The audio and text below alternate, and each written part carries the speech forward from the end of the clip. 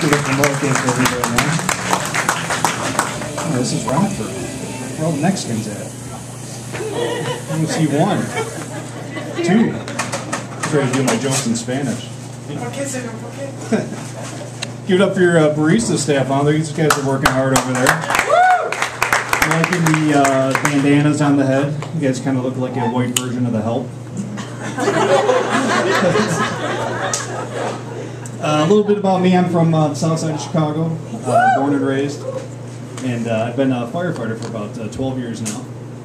And it's crazy because sometimes when people find out I'm a firefighter, the first thing is like, wow, that's so brave to be able to run into a burning building, you know, just be able to go in there.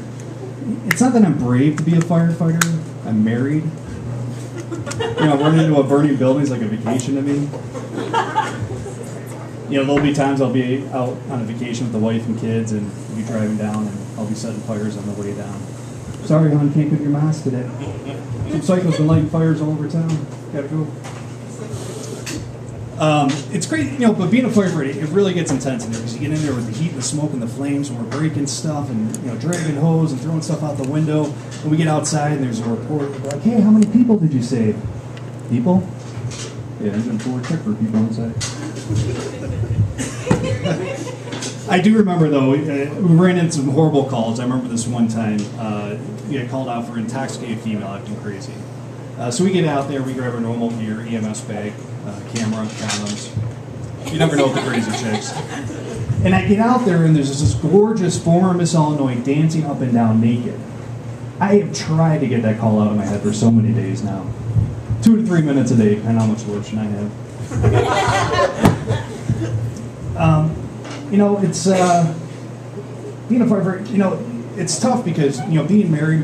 You know, firefighting, we always just want to fix everything, and, you know, our relationships don't always work out that well. So I was reading an article in Cosmo the other day, and I know what you're thinking.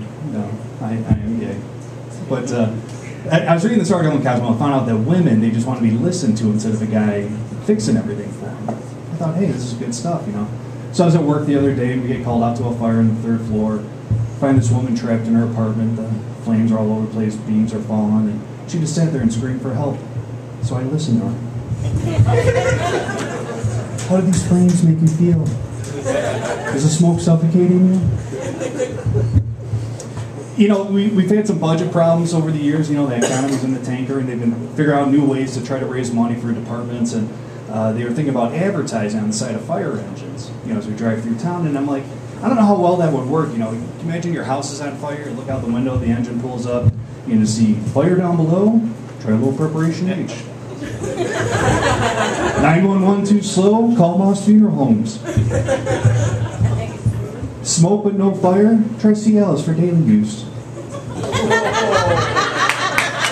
I recently, I just got to spend a lot of time at home actually because I just had my tonsils taken out.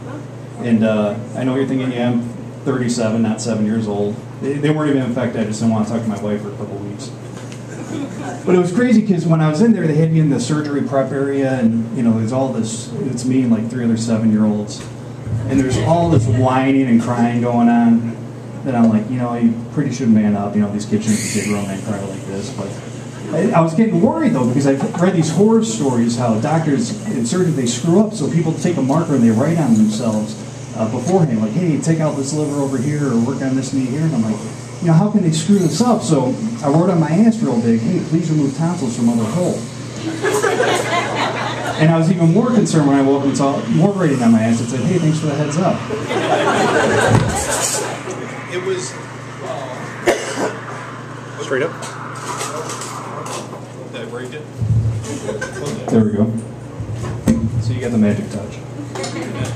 It was crazy though, because when I was at home, I was in such pain. You know, I could barely eat, could barely drink anything. My wife just saw that I was in misery, and she's like, "Yeah, let's see how you like swallowing now."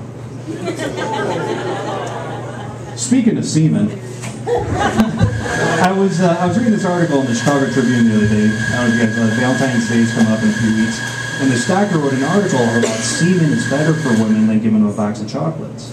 Because supposedly it's got all these great things in it that are good for women. It increases their estrogen, their dopamine levels, takes cellulite off their ass, increases their credit score, puts a toilet seat down, fixes a relationship with their mother. Every 9 deposits, you get a free pair of Louis Vuitton shoes.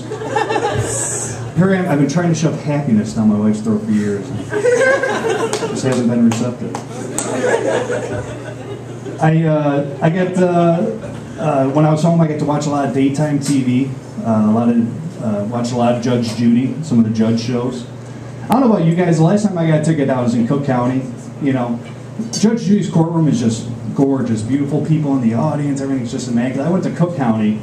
I'm in there in just an asbestos-ridden building. I'm sitting there next to some crackhead, you know, hooker number 3. I realize the judge is my pot dealer. I'm like, come on, man, bring out the judge. But I get to watch a lot of Maury Povich, too. Any Maury fans in the house? It's a great show, huh? A lot of paternity tests on that show, isn't there? There were so many paternity tests on that show, by the end of the week I was convinced that my kids were not my kids.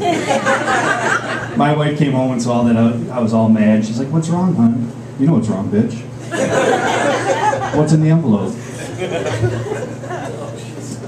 You know, when my wife and I decided to have kids, we had that conversation of how are we going to discipline them? You know, because I grew up in an Irish Catholic home, and you know, basically the motto with my dad is that if you're old enough to talk back, you're old enough to get jacked in the throat.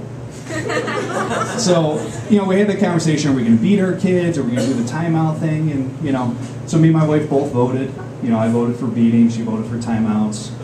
So she won, she's got the vagina, so she gets a tiebreaker. So we're trying the timeout thing, and, you know, it really doesn't work too well. You know, I see this whole generation of timeout kids, you know, and so we tried doing other things, you know, like my son, he did terrible on his homework last week, so we took away the computer from him. You know, I was like, you gotta take it away, and I'm like, that's not really not fair. It's not really punishing him, it's punishing me. You know, who's gonna help me update my Facebook status or find free porn on the internet? You know, I took it away for, out again. Just doesn't like you on that switch. So I took the computer away. 2 hours later, he comes back to me with a belt and a wooden spoon. He's like, Dad, can't you just beat me and get it over with? You know, my wife's always complaining I'm the fun one, the fun parent, you know, and I got to teach my kids that no means no, you know. And I'm like, you know, that's kind of a crappy attitude. What if I'm trying to teach them to be salesmen when they grow up? You know, they're never going to meet their sales quota that way.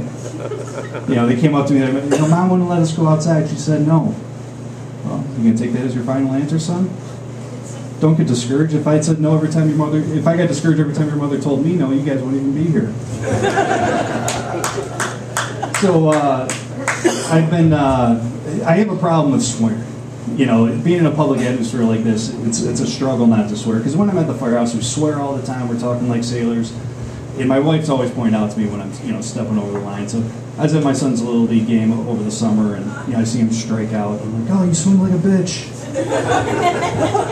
My wife slaps me.